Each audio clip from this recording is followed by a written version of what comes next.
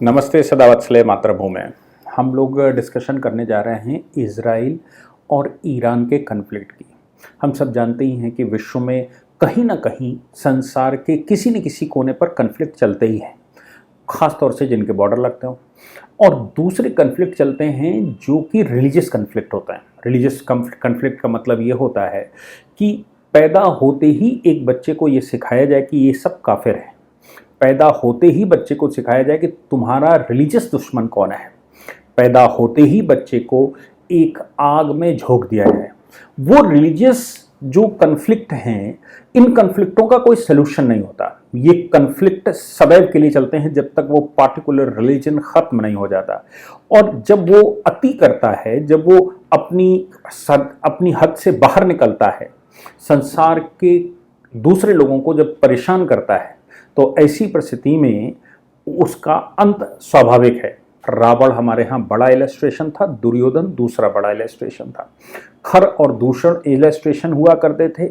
इसके अतिरिक्त तमाम ऐसे इलस्ट्रेशन हैं संसार में, भारत में, जिन्होंने अपनी शक्तियों को, या जब वो सामूहिक रूप से इकट्ठे हुए तो उन्होंने अपनी शक्ति रिलीजियस आधार पर खेलना शुरू किया।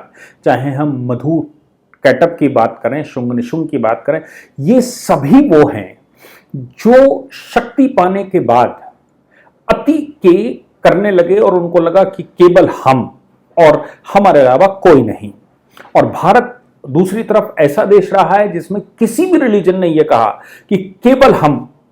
तो भारत के जो भारतीय शांति प्रिय लोग हैं, उन्होंने तलवारें उठाई हैं, उन्होंने युद्ध किए हैं, उन्होंने लंका का नाश किया है, लंका का दहन किया है। ये भारत का स्वभाव है। इसलिए इस रिलीजियस कन्फ्लिक्ट जो चल रहे हैं वो इजराइल और ईरान का बॉर्डर कन्फ्लिक्ट नहीं है। इजराइल और ईरान का जो कन्फ्लिक्ट है वो रिलीजियस कन्फ्लिक्ट है। क्यों है? क्योंकि अगर फिलिस्तीन कुछ करेगा तो हिजबुल्लाह उधर से चिल्लाएगा, क्योंकि फिलिस्तीन का वो एक कॉज है, मुस्लिम कॉज है। हिजबुल्लाह को पेजर बमों से भी उड़ाना पड़ेगा। हिजबुल्लाह की टेबल से आदमी मरेंगे। हिजबुल्लाह के एक एक कमांडर को टारगेट उन्होंने किया और हिजबुल्लाह को नत्थे नाबूद कर दिया। आजकल आपको हिजबुल्लाह की खबरें नहीं मिलती हैं। आजकल लेबनान से कोई खबर नहीं आती कि आखिर लेबनान क्या कर रहा है। फिलिस्तीन से भी कोई खबर नहीं आती क्या कर रहा है। लेकिन इजराइल ने उनके सबसे बड़े अलायंस, जो सबसे ज्यादा मदद कर रहे थे, ऐसे अलायंस ईरान को टारगेट कर लिया है। मैं मानता हूं कि ये टारगेट स्वाभाविक रूप से पीछे से यूएसएस के होगा, क्योंकि यूएस इराक को खत्म करने के बाद, इराक पर कब्जा करने के बाद निश्चित तौर से ईरान को सबोटेज करना चाहता है। अब ईरान को सबोटेज करने का, और यूएस जैसे बड़े प्लेयर हैं, मैं अब आपको बताऊं कि जो संसार के बड़े प्लेयर हैं वो प्रॉक्सी चुनते हैं, वो युद्ध नहीं करते, वो प्रॉक्सी चुनते हैं। भारत इसलिए ऑपरेशन सिंदूर में न्यूट्रलाइज हो गया क्योंकि हमने प्रॉक्सी चुनने के बजाय युद्ध में उतरना पड़ता। जितना हमको पनिश करना था उतना हमने कर दिया, और बाकी के ऑपरेशन जो साइलेंटली चलेंगे वो सब चलते रहेंगे। ऑपरेशन सिंदूर लगातार चलता रहेगा, लेकिन पूर्ण युद्ध से भारत बच गया है, जैसे कि अमेरिका पूर्ण युद्ध से बचता है। वो पूर्ण युद्ध आखिरी ऑप्शन के रूप में, जहां उसको तेल मिलता है, जहां उसको खनिज मिलता है, जहां उसको ये सब मिलता है, वहां जाता है वो। बाकी सब प्रॉक्सी युद्ध लड़ते हैं। अब इन प्रॉक्सी युद्धों में आप देख लीजिए कि रशिया को भी, यूक्रेन को इतना भड़काया अमेरिका ने कि रशिया युद्ध में कूद पड़ा। रशिया युद्ध में कूद पड़ा, उसके बाद डोनाल्ड ट्रंप ने रशिया की पीठ थपथपा दी। रशिया पहले से युद्ध में है, यूएसएसआर पहले से टूट चुका है। रशिया अब से ज्यादा कमजोर पिछले 100 सालों में कभी नहीं था।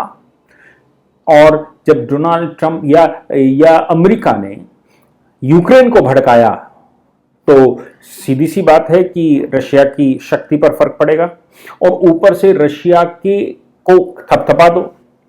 विश्व में ध्रुवीकरण की आवश्यकता होती है। अभी तक क्या होता था, संसार के ध्रुवीकरण में कहीं कोई घुसता था तो रशिया आ जाता था बीच में, और रशिया हमेशा से कहता था हम युद्धपोत भेजे दे रहे हैं, हम ये करे दे रहे हैं, हम वो करे दे रहे हैं, क्योंकि वो खुद युद्ध में नहीं था।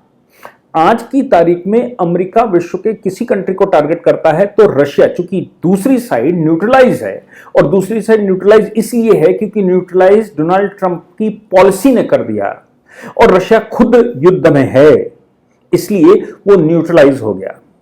और न्यूट्रलाइज होने का मतलब ये हो गया कि अब डोनाल्ड ट्रंप कहीं भी किसी भी देश में कुछ भी करेंगे तो अपोजिशन है नहीं। अब वो अपोजिशन या तो चाइना करे, चाइना खुद प्रॉक्सी से लड़वाता है। चाइना भी इस पॉलिसी पर उतरा है क्योंकि पिछले 1962 के बाद उसने किसी से युद्ध नहीं किया। 1962 से उसने किसी के साथ युद्ध नहीं किया। 65 साल हो गए वो युद्ध में नहीं गए। वो सिर्फ प्रोग्रेस में लगे हुए हैं। वो शक्ति अर्जित करना चाहते हैं, वो शक्ति से मारना चाहते हैं, वो युद्ध से मारना नहीं चाहते किसी को। और बाकी वो शक्ति प्रदर्शन अपना इधर उधर करते रहते हैं। इसी प्रकार विश्व में हम भी हमारी शक्ति को न्यूट्रलाइज, मतलब हमारी शक्ति को कमजोर किया जाता रहा क्योंकि पश्चिमी देशों का प्रॉक्सी पाकिस्तान हमसे लड़ रहा था। इसी तरह इजराइल इस समय जो ईरान के साथ कर रहा है वो यूएस का प्रॉक्सी है। इजराइल को के सामने सर्वाइवरशिप की समस्या भी है क्योंकि सर्वाइवरशिप उसका होना असंभव है जब तक कि इस्लामिक जगत खत्म नहीं होता। क्योंकि इस्लामिक जगत में बच्चा पैदा होते ही सबसे पहला दुश्मन कौन पृथ्वी पर, शैतान कौन पृथ्वी पर, तो उसको दो चीजें दिखाई देती हैं। एक तो उनको यहूदी दिखाई देते हैं और दूसरा उनको पीछे बैक डोर से हिंदू दिखाई देते हैं। बाकी को वो टारगेट पर नहीं रखते। अब इजराइल उनके टारगेट पर है। ऐसी परिस्थिति में इजराइल ने हिजबुल्लाह स्टाइल में, जो लेबनान में उसने किया था, उस स्टाइल में ईरान को कवर कर लिया है। ईरान को यह कहना पड़ा कि कोई भी डिवाइसेस का इस्तेमाल नहीं करेगा, कोई डिवाइस लेकर उनके हेडक्वार्टर्स में नहीं जाएगा, कोई इस तरह के इंस्ट्रूमेंट इस्तेमाल नहीं करेगा, क्योंकि उसको मालूम था कि इजराइल हो सकता है सब सेट करके बैठा हो और खमेनेई का खेल खत्म कर दे। लेकिन युद्ध तो चल रहा है। ईरान ने भी कुछ ऐसी मिसाइलें डेवलप कर ली हैं जो मिसाइलें कहर बरपा रही। अच्छा, एक और बात है, युद्ध के तरीके। भारत जब युद्ध करता था, हिंदू जब युद्ध करते थे, तो हम अपने नियम तय करते थे। रात में नहीं लड़ेंगे, पीठ पर नहीं मारेंगे, महिलाओं बच्चों पर नहीं करेंगे, सिविलियंस पर नहीं करेंगे, आ जाओ मैदान में लड़ेंगे। लेकिन इस्लामिक जगत में चूंकि सब दुनिया को उन्होंने काफिर बता दिया, इसलिए उनके लिए ये नियम वो उसको नहीं मानते। वो कहते हैं युद्ध और मोहब्बत में सब जायज है, क्योंकि महिला कंसर्न है उनके लिए और युद्ध कंसर्न है। महिला मतलब पॉपुलेशन बढ़ाओ और युद्ध मतलब जमीन बढ़ाओ। तो जियोपॉलिटिकली उन्होंने जो संसार के सारे नियम थे वो तोड़कर ये नियम बना दिए कि अब महिला मतलब युद्ध और उसमें जंग में कोई नियम नहीं होते। इसका मतलब ये हो गया कि कोई सिविलियन नहीं, कोई सिविलियन एरिया नहीं, कोई शांति नहीं। वो जब मौका लगेगा तो सारे विश्व को रूंध देंगे, सारे विश्व को खत्म कर देंगे। काफिरों को मारना जो है वो ऊपर वाले का संदेश है, इसलिए वो ऐसा कर देंगे। इसलिए उन्होंने इजराइल पर जब मिसाइलें दागी, जो कि हाइपरसोनिक मिसाइलें हैं, एयर डिफेंस सिस्टम को तोड़कर अंदर घुसी और 7-8 किलोमीटर में बम बरसाती हैं, वो अपने आप 8 हिस्सों में बदल जाती हैं, फिर वो बहुत बड़ा एरिया कवर करती हैं। वो मिसाइलें जब डाली तो सिविलियन एरिया को टारगेट कर लिया, और सिविलियन एरिया को टारगेट करना उनके लिए कोई गलत नहीं है, उनके लिए जायज है। इसलिए कोई नियम उनके पास नहीं है। इजराइल भी इस बात पर तुला हुआ है कि खमेनेई को वो खत्म कर देंगे। पिछले राजा जो शाह दहलवी हैं, वो राजा के बेटे जो जिनको इन्होंने पदच्युत करके खमेनेई बैठे थे, उन्होंने भी आह्वान कर दिया है यूरोप की धरती से कि ईरान में ये खत्म होना चाहिए। ईरान में महिलाएं पहले से आंदोलन पर थीं।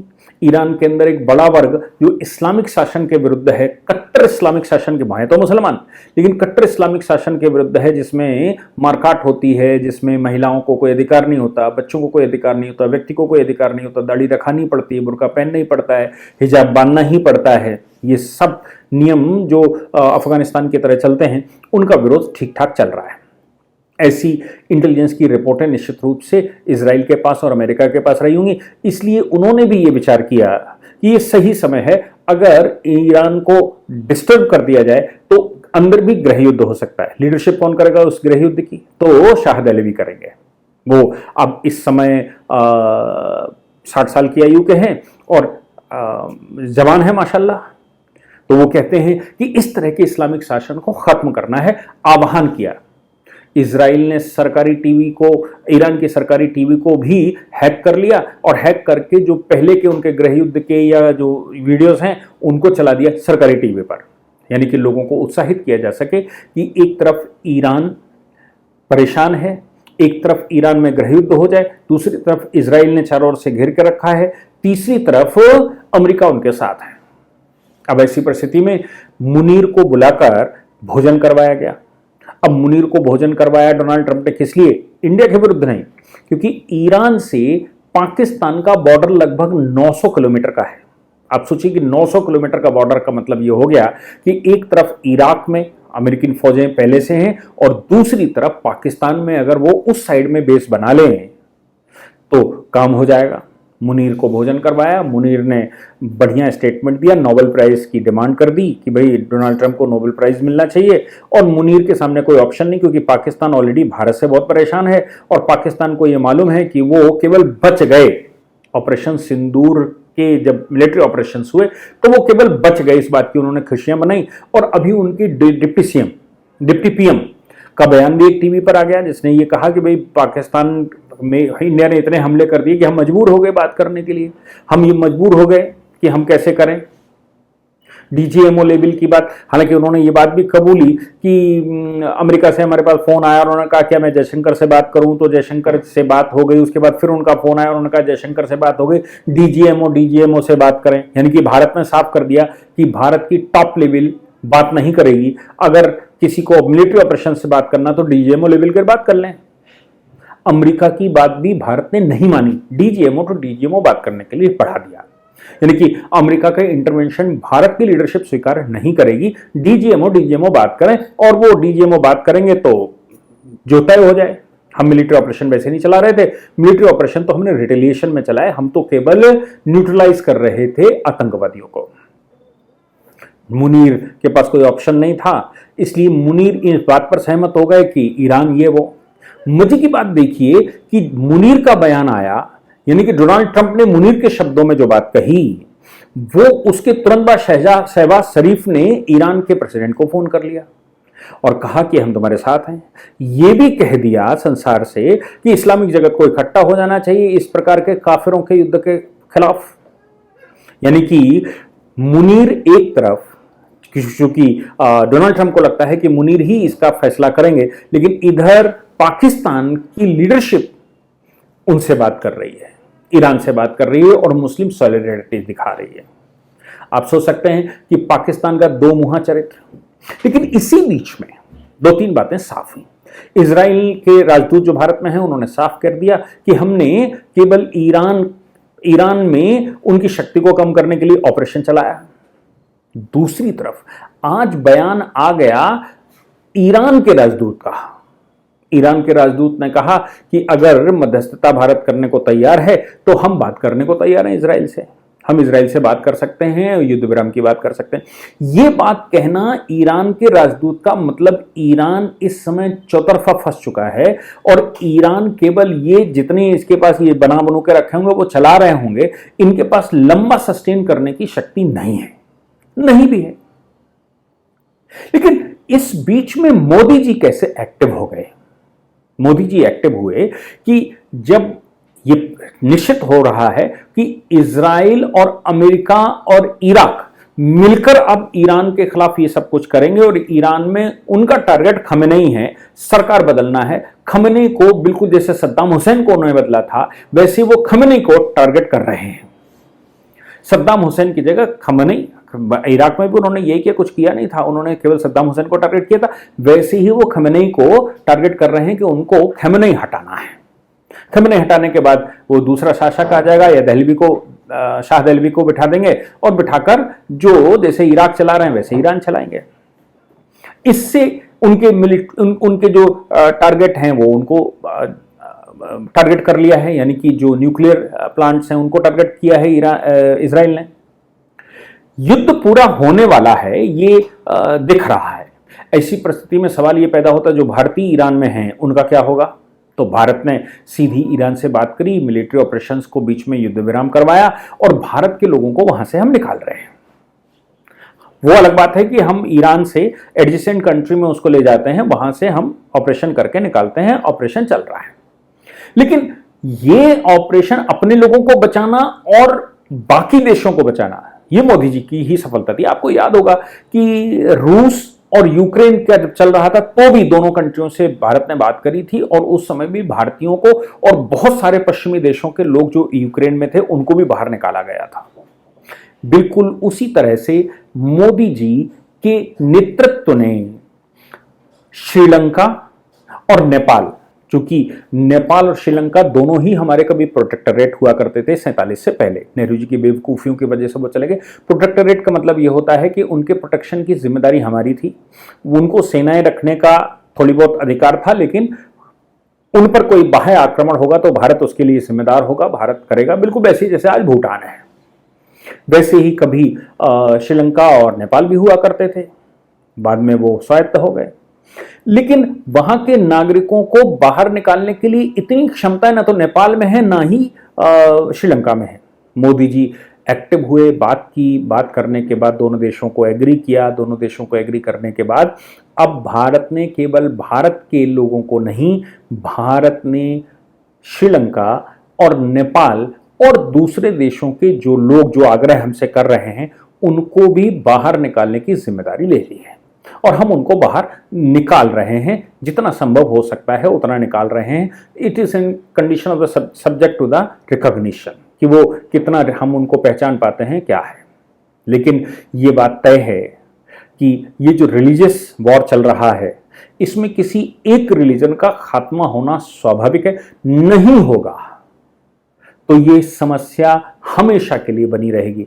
रावण बैठे या रावण का कोई और बैठे, हमें वहां पर भी विभीषण चाहिए, लेकिन रावण के पूरे खानदान को खत्म किए बगैर लंका में भारत के साथ अच्छे संबंध नहीं हो सकते, क्योंकि राक्षसों में भी गैर राक्षसी स्वभाव का व्यक्ति बैठना आवश्यक है, जो अतिवादी है, जिसको सिर्फ लगता है कि मेरे अलावा कोई नहीं, उनके लिए कोई स्थान हो नहीं सकता। उनका खात्मा, उनका जड़ से खात्मा ही एक सलूशन है। मुझे लगता है कि अब ये जो युद्ध की स्थिति पहुंच रही है, ये रिलीजन टू रिलीजन 2000 साल पहले के भारत को छोड़कर रिलीजन ढूंढेंगे तो आपको मिलेंगे नहीं। बिल्कुल वैसे ही अगले 2000 सालों में लोग कहेंगे कि सन 2025, 26, 27, 28 की तरफ जो रिलीजन हुआ करते थे अब वो है नहीं, वो कहाँ हैं पता नहीं। भारत पहले भी था, हिंदुज़्म तब भी था, और हिंदुज़्म भविष्य में भी रहेगा, क्योंकि हम सहिष्णु हैं, लिबरल हैं, हम स्ववादी हैं, हम अतिवादी नहीं हैं। जय हिंद, जय भारत, वंदे मातरम।